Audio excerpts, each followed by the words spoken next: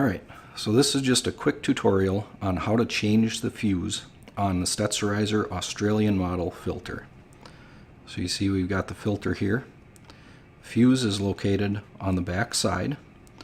We need a small Phillips screwdriver in order to remove that screw. Then here we've got a small 2mm flat blade screwdriver that we insert just under the tab here.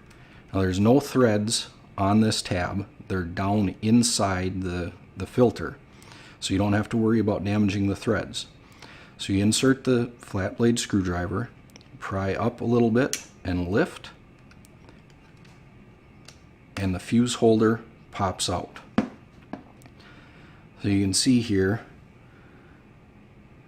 that there is a small slot specifically made for a flat blade screwdriver to be inserted in here in order to pry up this fuse holder.